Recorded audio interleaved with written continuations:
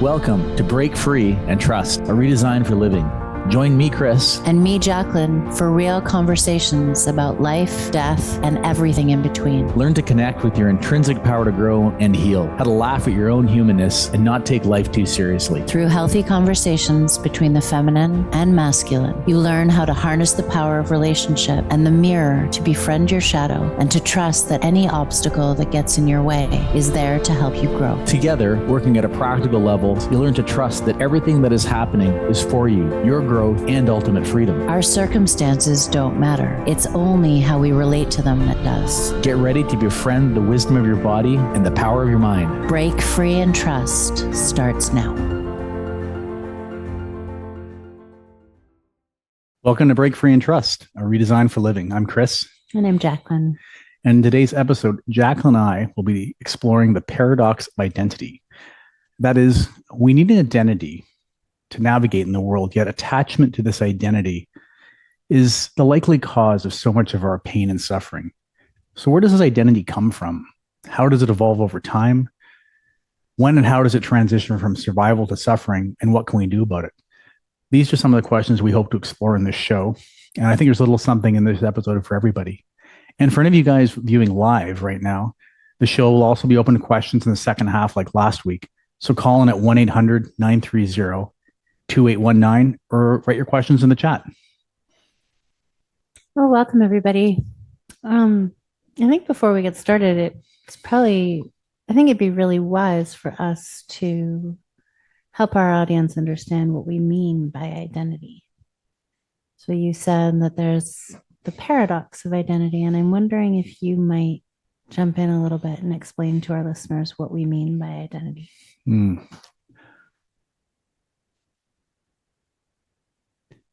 Well, without saying that, identity, that thing by which we identify ourselves with, right? I think it's that this collection of ideas, beliefs, attributes that, in a sense, allows us to separate ourselves from the world and from others.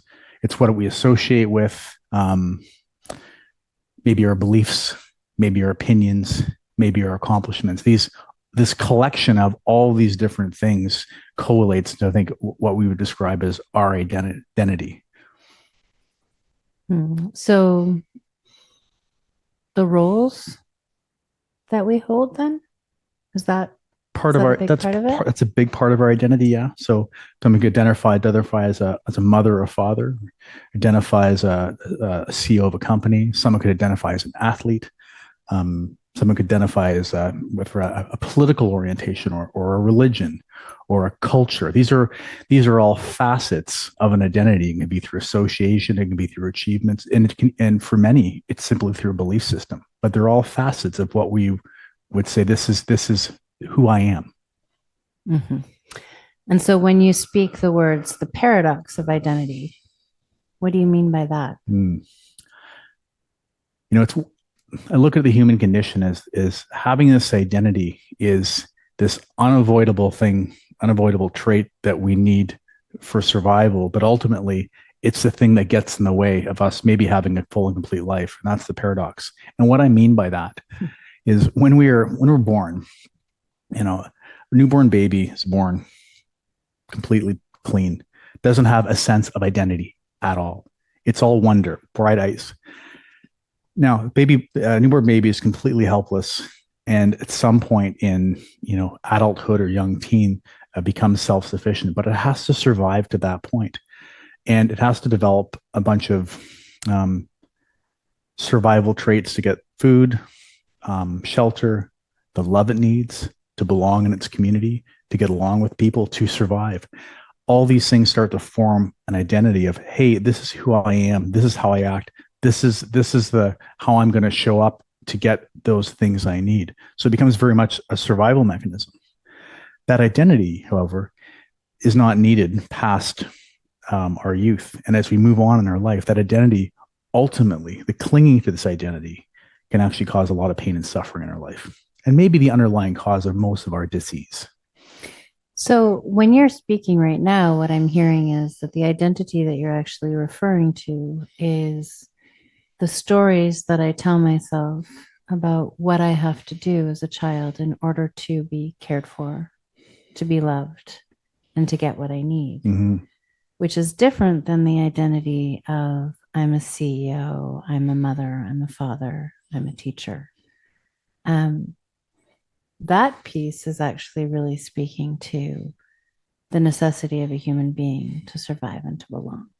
Is that the identity that we're speaking about here? Or is it that identity and what comes after that? I think they're actually one and the same thing.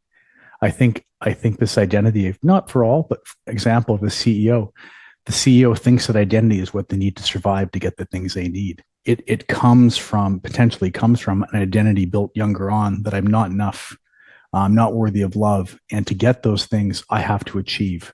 I have to be a top achiever. I have to have possessions. I have to be good looking. I have to be good at sports. All those things become an identity. Okay. So that's the paradox. Okay. So can I try and speak it a little bit differently or summarize what we just spoke? Okay.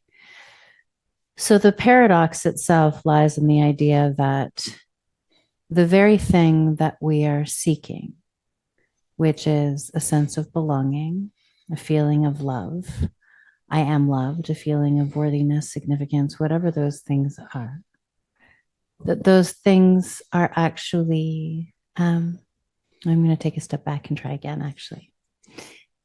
What I'm hearing is that the roles that we end up acquiring or falling into later in life are very much driven by these unconscious beliefs that we have, that we come into this world, well, not that we come into this world with, but that we come into this world with quite early. Yeah, the circumstances we come into this world with. Absolutely. Are, they're actually driving the identities that we then the identities that we then identify with. So I'll use me as an example because I think we're getting kind of lost in the jargon here. I'm born into a family. In this family, at a very young age, I'm left for a multitude of reasons that have to do with the survival of my sister. And in that, what I tell myself is that in order to be of value, in order to have worth, I need to do things. I need to make something of myself. I need somehow to show the world that I matter, and I matter by all of these things that I managed to get done. And so as I go through my life, that story saved me as a kid. But as I go through my life, that story or that belief that I need to do in order to be of value actually gets in the way of me fulfilling my truest potential. Yeah, exactly. So there's the paradox. That's the paradox. Yeah, these things that you come to identify with begin to create, actually, we use in other episodes, create a prison around you in terms of it boxes you in and doesn't create freedom. So this identification with these things and attachment to them are actually the opposite of the freedom we're ultimately seeking as we grow older.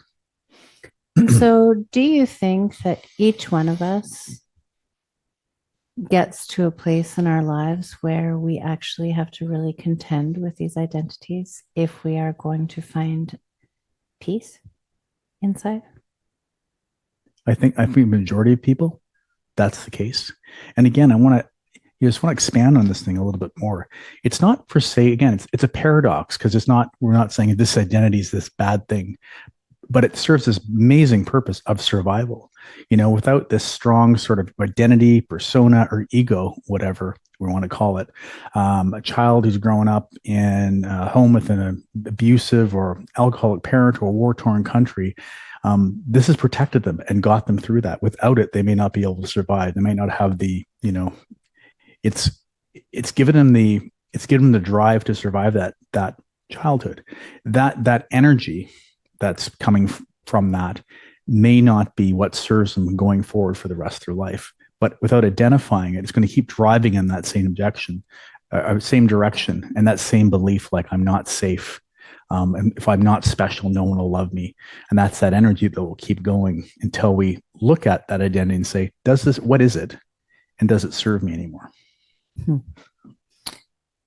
Okay.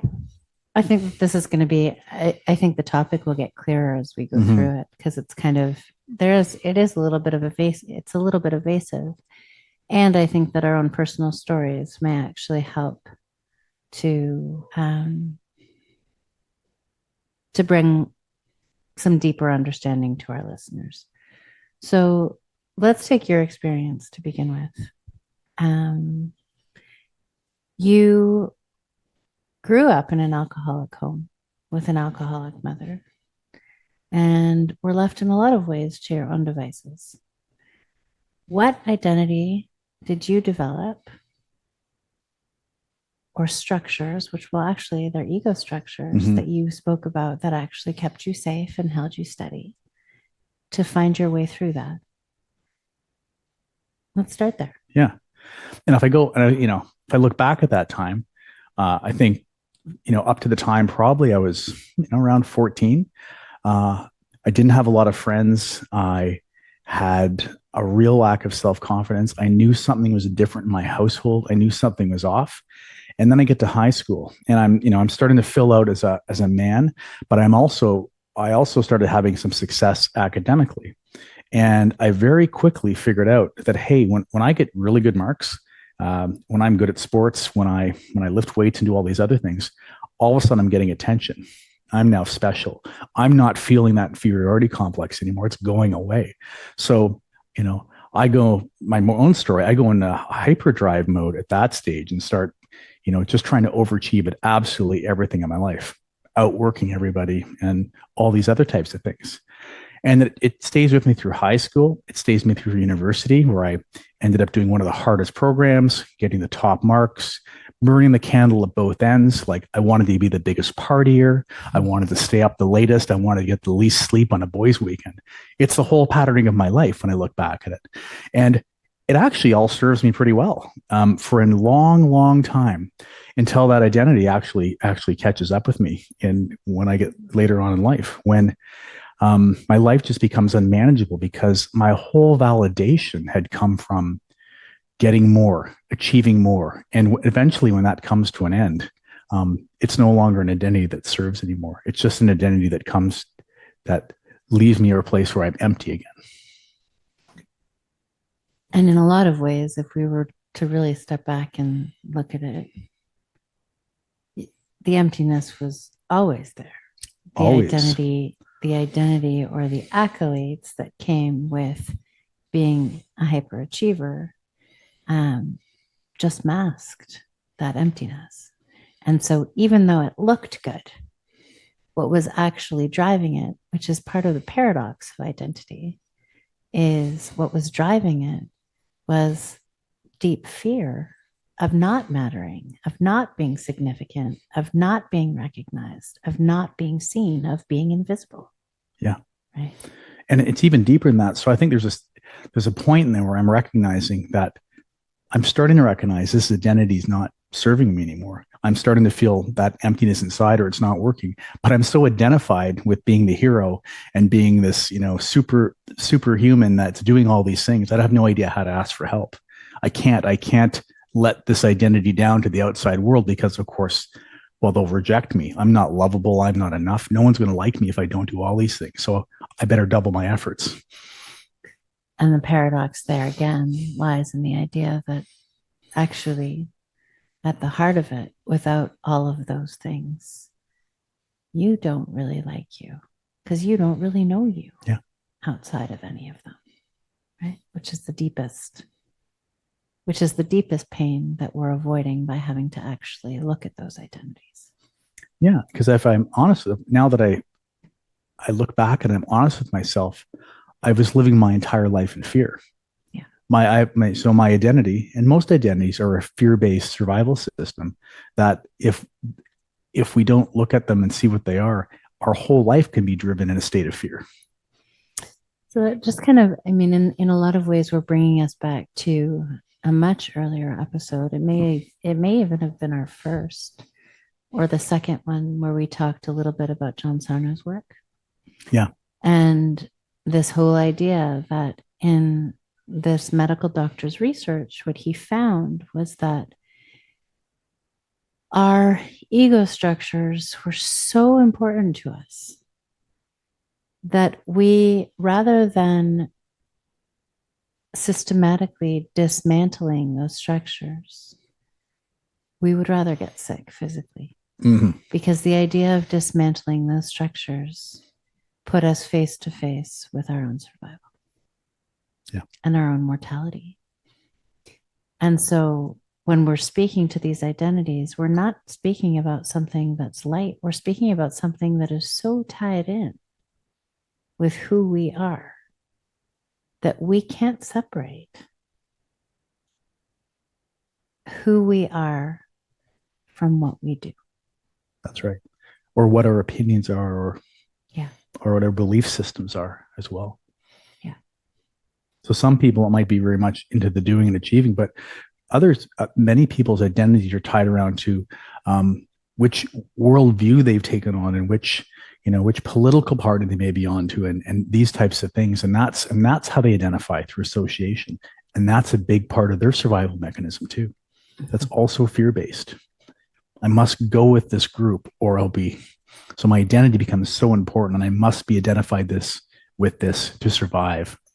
So there's inherently there's a big piece of this which has to do with belonging. Right? Absolutely. Yeah. Okay. And we could even make the case that many religions are just very much an extension of that as well. I'm going to identify with this particular religion as a survival mechanism.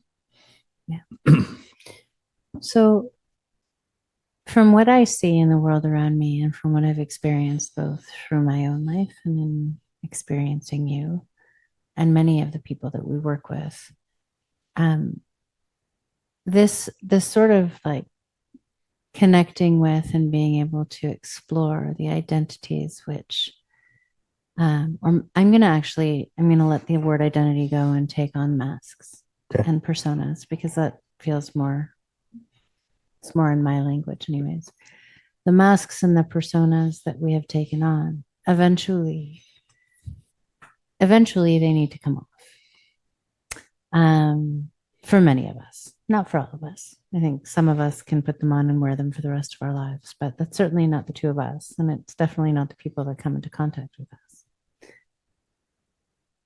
What are the life circumstances or experiences that you've seen trigger a real sort of a readiness in people to begin to dismantle and explore these personas and these masks? Before I answer that, can I set it up with sort of a cultural reflection? You can do anything you want. What I mean is by that is, okay, I think that's a great question. It is the question, but I just want to point out what we're talking about here, like, isn't a new thing. And I think sometimes it feels in our particular modern Western culture, which certainly we know more about, is that this topic of the concept that there's this, this mask, persona, or ego, or identity that we assume when we're younger that shouldn't go with us for the rest of our life. This is old knowledge. This shows up in almost virtually all spiritual systems and cultures going back to the beginning of time. Example of being, many cultures where, the children are raised by the community, almost raised by the elders while the parents work. Those cultures often had rites of initiation when boys and girls became men and women by whatever criteria.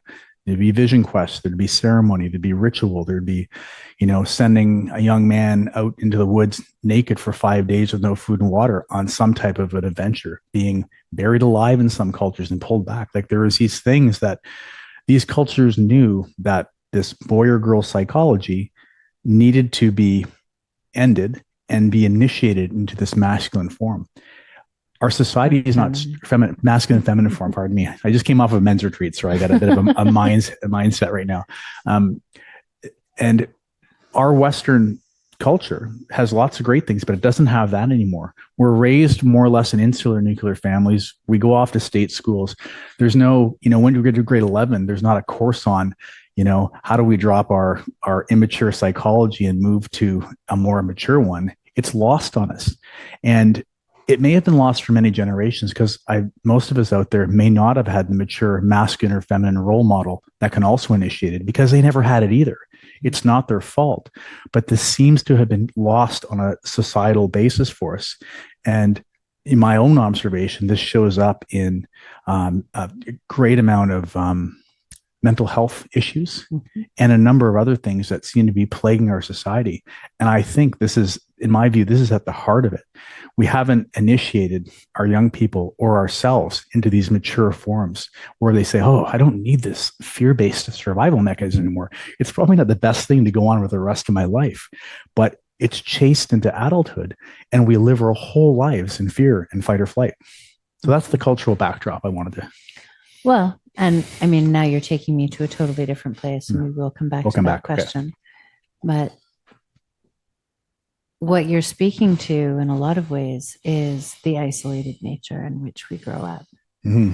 And one of the beauties, both in getting to help facilitate a piece of your men's retreat, and then watching what happens within the communities of women that I work with, is that when safety and belonging is created amongst us, all of a sudden there's room for the vulnerability to be able to start to look at and explore. Well, wait a minute, this isn't really me. This is a persona or a mask that I put on. And now I get to begin to explore it in a safe environment. Right? Yeah. So I'm going to come back to my original question because it'll take us further into this, which I can't actually quite remember, but I'll take it into a different place, which is, what is it in your observation, and I can share with you in mine, that gets people to a place where they begin to question the identity, the roles, the characteristics that they've been carrying, to be able to actually really bring into question whether or not that's in alignment with who they are? Yeah. Well, the first is that, culturally oriented with a family or group that's already doing that. That's one way. And I think that happens far more often in Eastern cultures than our own. But I'll speak where I'm a subject matter expert, which is on myself. And a lot of the people I work with is, for me, a catalyst occurred. A catalyst occurred that I'm going to use your language, it created a tremendous amount of friction. Enough friction in my case that I got to this point where I had to face and accept the fact that whatever I was identifying with and the persona I'd created wasn't working for me anymore. My life was completely unmanageable. And for those who haven't, listened to all our podcasts, I have a past of alcoholism and addiction that went in line with my overachieving and was probably very related to that thing. And so I had what was called an alcoholic bottom, where, my whole life around me had come undone in this place.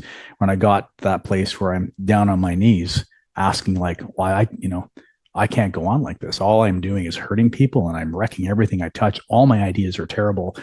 Everything I do makes things worse. Do I even want to live? And that little voice comes in saying, not the way you're living. You almost need to have this sort of psychological death. That old identity that I had taken on was not able to move forward, and I had to let it go, which is a psychological death. I had to let that old identity go and create the space for a new way of living to emerge. So I'm saying that's the path that I'm most familiar with because I went through it. It's desperation. And the catalyst was pain and friction, to the extent moving forward without changing was far more painful than not changing it. It reminds me of that Anais Nin quote. Fair. So there's the path to reckoning with our egos through complete and utter destruction. Yeah. Where there is no choice. Well, there's a choice. The choice is to die or to be reborn. But yeah, there's no other choice. And that was an area that Carl Jung spent a lot of time on too. A lot of his work was based on midlife crises in men, who he had one himself. And so much of his work is centered around this event that occurs for different reasons that caused a shattering of the illusion that this persona that I've created is working, and it's even me. Is your experience that for men that you've worked with, that this sort of place of rock bottom reckoning is the only path?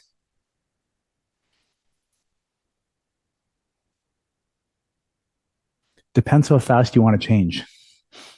I mean, it seems to be, unless these men can find something within them that's creating enough discomfort that perhaps they're in contact with some people that have gone through the change before. They've seen it, and to start beginning questions and starting this journey on their own without hitting that bottom.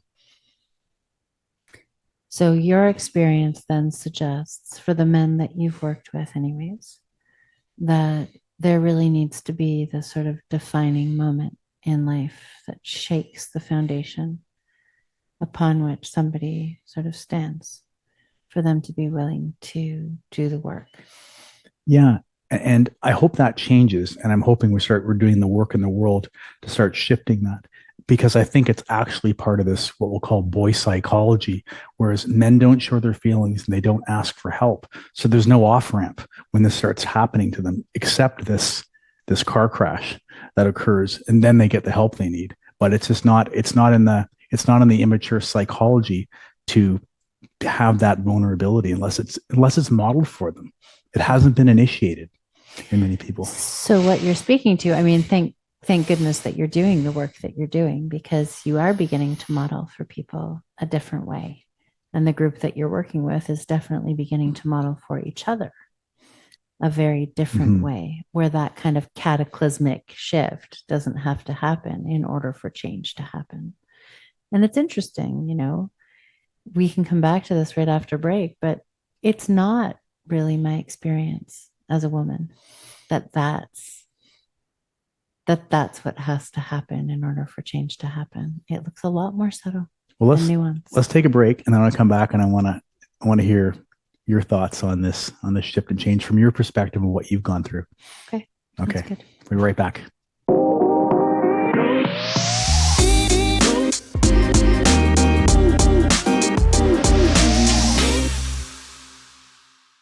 All right, and we are back.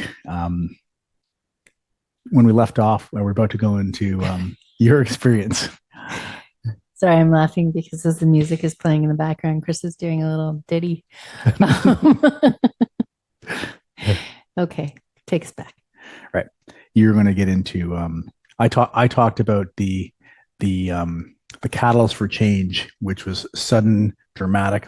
Everything's working, and then suddenly, nope, nothing's working. That's my experience, and that's the experience with a lot of the people I work with in various degrees. Go big or go home kind of guy. Yeah. How about you? How about me? Oh no, I'm a lot more nuanced than that. I think my experience of exploring my identity has happened many different times in the course of my life, at different levels. And I think I'd probably have said this 10 years ago too, but when I look back at my life right now, I think that the exploration that I have been doing in the last year has probably been the most profound. And, what I'm conscious of is that as I grow older, or I mature, I can go deeper and explore deeper layers. And I definitely feel like this last year, and particularly the last few months, has been some of the most profound contending with identity I've ever done. And what I find interesting about it is, it's not coming from a place where, hey, life's not working, things aren't going well, there's some type of traumatic catalyst. It's just the opposite. So what's externally from the outside looking in? So what is it that's leading you to this place to question an identity that, in all intents and purposes, looks like it's working? Well, I think you have something to do with that, to be very honest with you. And what I'd say there is that I'm definitely in a place in my life emotionally where I feel incredibly safe. And so in that, I have the capacity to go and explore because I'm not in survival in any way. So I think that has something big to do with it, actually. That Is hierarchy of needs, the basic ones are covered. absolutely, Right. but I don't even think it's not even that. It's not that the basic ones are covered because, um, from let's just say we'll use financial perspective as an example, like um, before you, that need was taken care of as well. So it's not it's not the roof over my head. It's I am in a relationship which feels so safe that actually creates a container for me to be able to explore. The same way that we were speaking about how men and women are needing these places to belong. A part of our growth actually lies in some of the dynamics that we have as couples too, which is we happen to be very lucky to have found ourselves in a relationship where we both get to explore and are held in that, where I'm not attached to your persona and you're not attached to mine, so I can take them off and try new ones on and do other things. So I think that has something to do with it. um but I think for me, and I've spoken to this at different moments, I'm at a place in my life where exploring and really seeing myself is something that I feel quite comfortable with, which means seeing the ugly, not just seeing the things that I want to put forward, but actually exploring the things that I've spent a lifetime hiding. And so, what happened for me in the beginning of this for me was almost a year ago to the day when I decided to bring an end to um, something that had given me deep, deep purpose and meaning in terms of my work and a community that I had been growing for a good long period of time. And there was nothing wrong on the outside, as you said, everything looked great. But on the inside, what started to happen was this real awareness that um, there was something sinister that was driving the bus.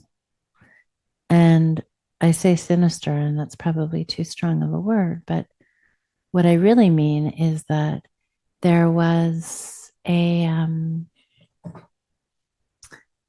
I became aware that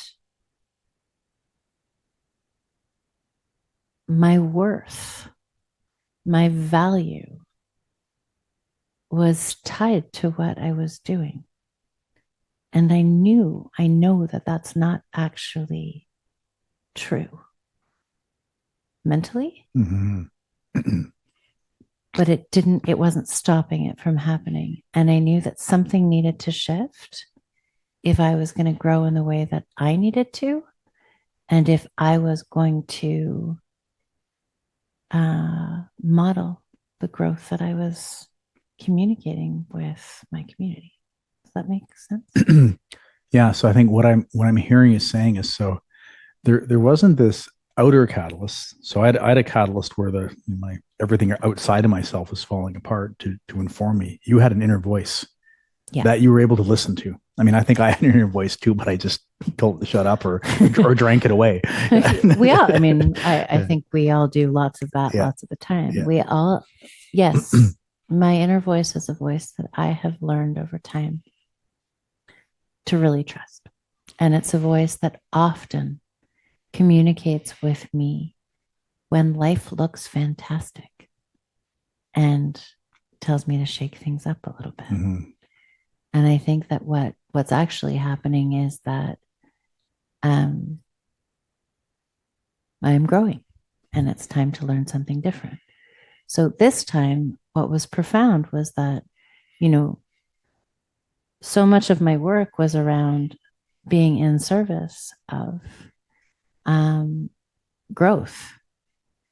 And what I realized was that I actually needed to pull myself away from that to focus on the places inside of me that weren't growing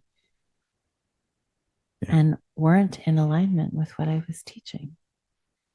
And, we had a conversation earlier today before this podcast. And one of the things that came out of that was the story that I told myself for as long as I can remember was that in order to be worthy of love, in order to be of value, I needed to be doing things that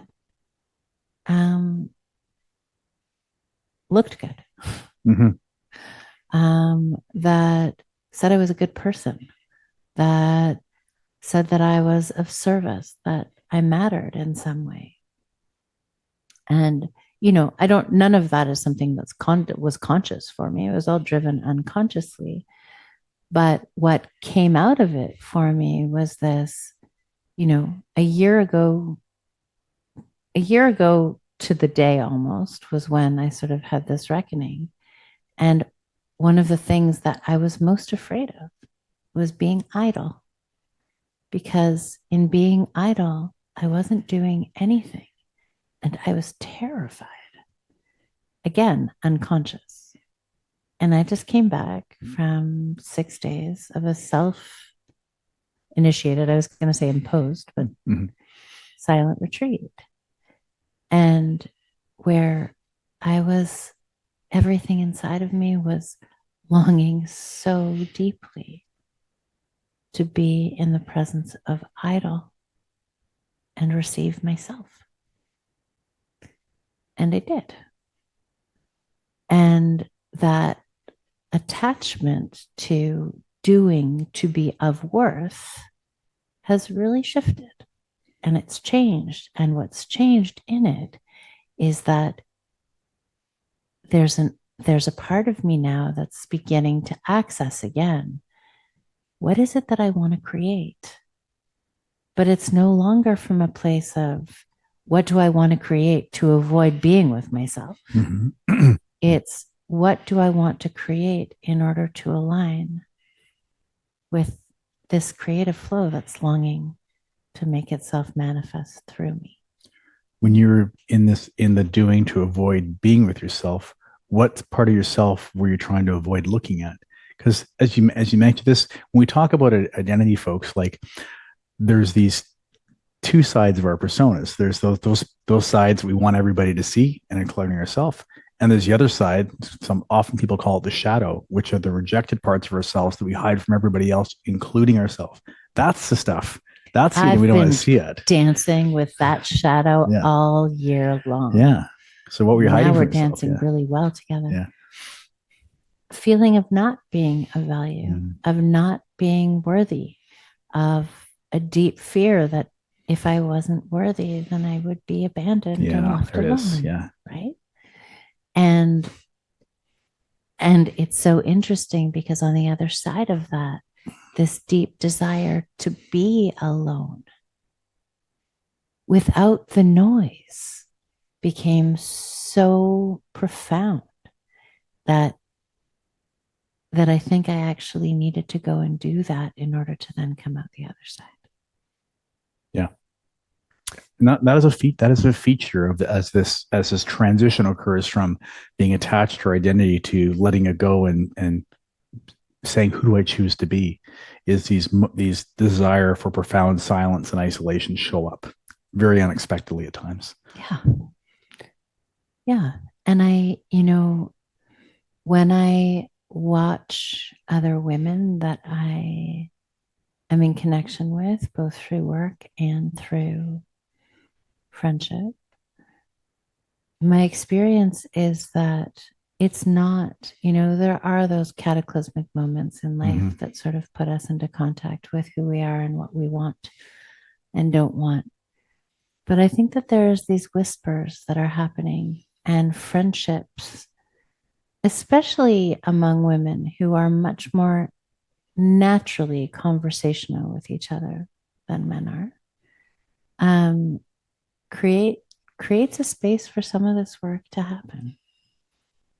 Yeah, I think that's right. I think, you'd obviously know, but my impression is women are much better at sharing their feelings and sharing what's going on in their lives than men are. Men are notoriously terrible at it unless they make an effort.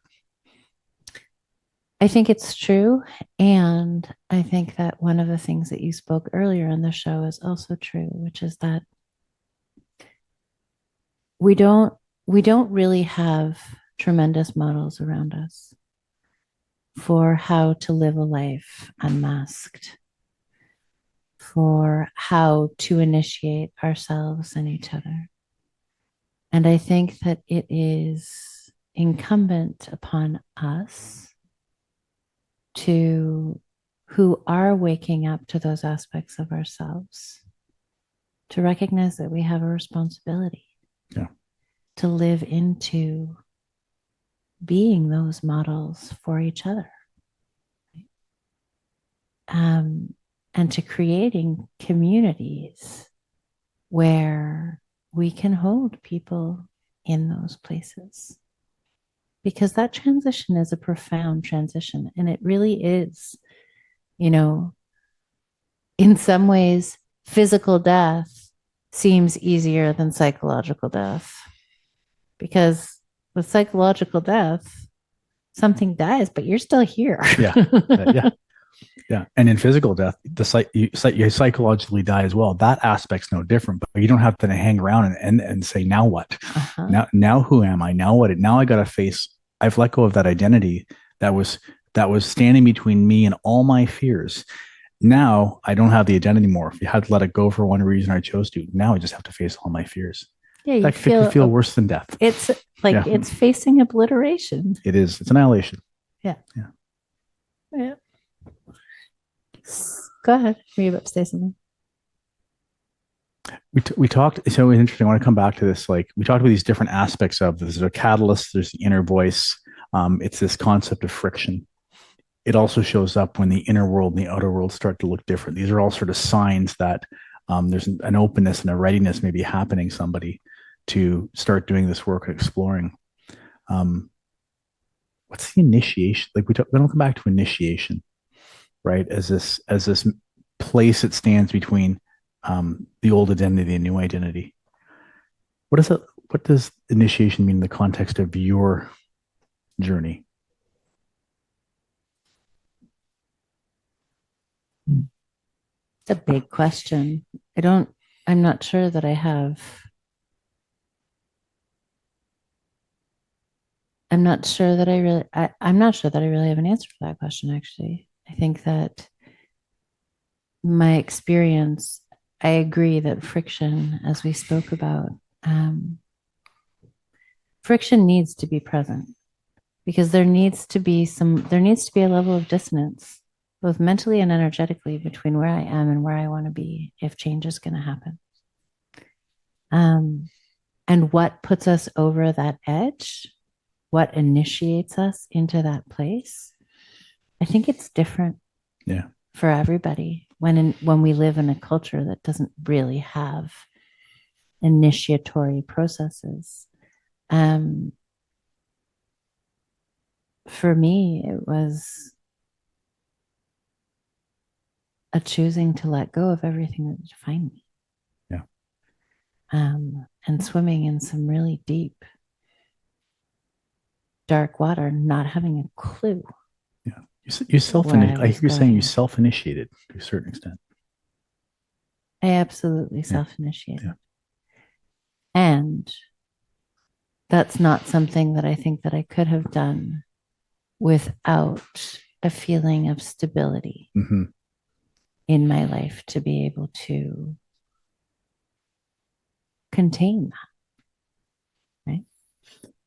In the book, there's a book I ran this men's retreat this weekend. There's a male version of this book of this transition called King, Warrior, Magician, Lover, and there's the feminine version of it too. I can't remember the title of it, but it's out there and it's very similar.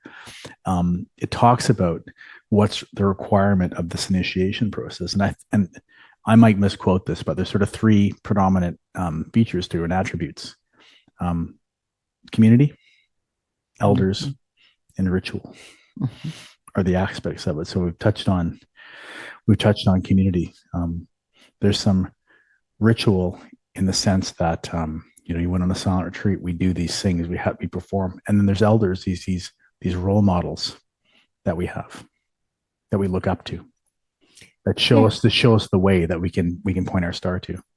And I definitely have people that I look up to and community. And yes, I think the silent retreat was a ritual, but I think so was all of the morning practices that I do and I'm involved in, that held me steady. What does it look like for the men that you work with? What does that initiation process look like for you? Yeah, I'm going to start with what it's was like for me, because I would say with the men I'm working with, like, it's nascent, and we're trying to figure it out. We're trying to figure out what it looks like without the catalyst, when we're dealing with 30-year-old, 40-year-old, 50-year-old, 70-year-old men that were in this group trying to initiate each other. That's what we're trying to do. Man, for me, it was this, I've talked about it before. It was initiation by spirit, as interesting as that sounds. Like, when I got to this place where I was required to let go of my identity completely and just completely surrender and accept the fact that I couldn't go forward with anything more, feeling like that place of absolute obliteration. It's like I had the experience of what I refer to as God. And I don't mean a man in the sky with a beard. I mean the quantum field, universal consciousness, whatever it is. I had that experience that initiated me to a certain extent. I had gotten pulled down in the ocean deep enough that something activated in me that just allowed me to understand with full faith that I was going to be okay. I didn't need to have this old identity anymore. The canvas was blank, and I could now start again. And I had this faith and I would say, I think I told you before, it was the power of love that showed up to give me the energy to then move forward with it. Mm-hmm. That's the unique catalyst desperation experience that I have. Many other people have had that experience. So it's not so unique. Yeah. That cataclysm. That's a good. I shouldn't say it's unique. It's not. The people who've had it. I've talked to many people who have, we can share this story and say, I know exactly what you mean. I had it too, but I can't explain it. And it's that same story that people like me and others who look in from the outside go, if only it were that easy. And I say that in quotations because I know it's not easy. But you're brought to a moment where you have no choice. Yeah. And for a lot of us, that's not our experience. We can ride this line where everything is okay, but it's not okay. Yeah. And we don't have this moment where addiction, as an example, or some kind of life circumstance has brought us to a place where we have to change. Yeah. In that, there is a place of, there's a desire to change. Yeah. Well, I have this belief that most of us, most people out there, are living these lives of quiet desperation. Yeah. And you will not be able to gauge from looking at the outside what they have, how they present themselves, the laugh they had. One of our kids is trying to come in right now. Will not be able to tell what's going on under the hood. Yeah, that's fair. And I think in that, you've heard many different times this idea of almost this jealousy from people who are outside of the addiction world, of sort of wishing that they had a fellowship or something like that to be able to lean in on, to be able to actually help them shift and change. Those of you that struggle with addiction, there are fellowships that can help hold you steady. For those of you that don't, there is a longing that's where this deep need for community is showing up, and it doesn't really exist. Yeah. It's part of the beauty. Like, I watch what you're creating with the men that you're working with, is that you're bringing people who have struggled with addiction and those that haven't struggled with addiction. You're bringing 70-plus-year-olds, and you're bringing people who are in their late 20s together. And in that, you're actually creating the community of, well, you're creating the community, you're creating the opportunity for elders, and together you're working through creating initiatory processes together. Yeah. Which is incredible. And thank you. And I'm going to, one of the genesis of this was, again, how many times I would hear clients that I'm working with saying, like, and they'd mean it, God, I wish I'd had addiction like you did so I could make this change, because it's just so hard.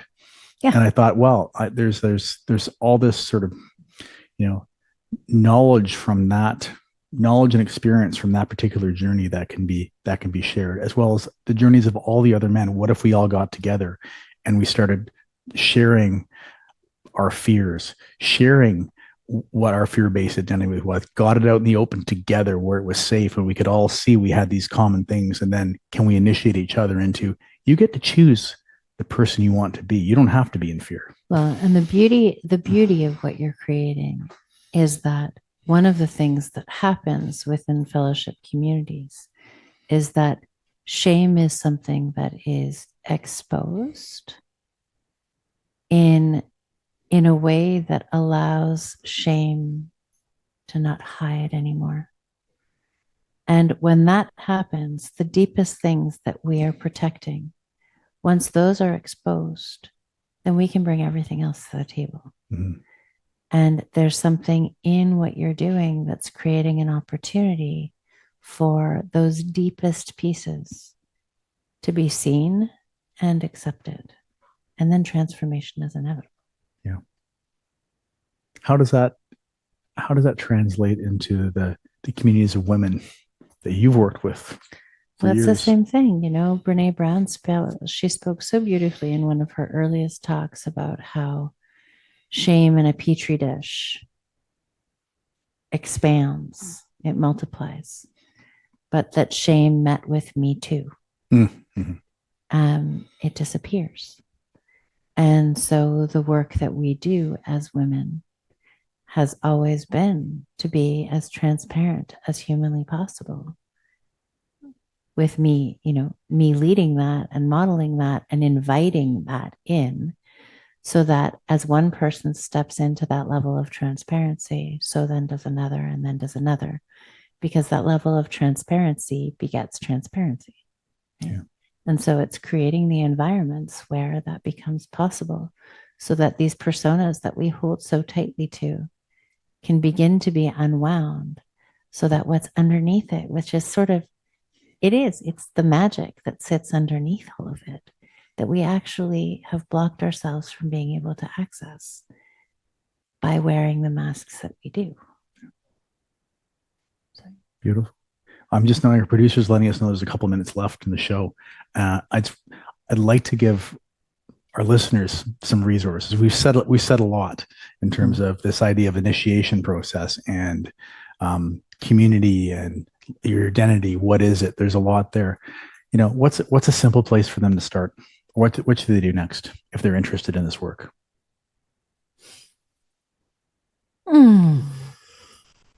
Well, I think that there are lots of different people out there who are running men's groups and women's groups that you can find and you can access. You're also welcome always to reach out to us.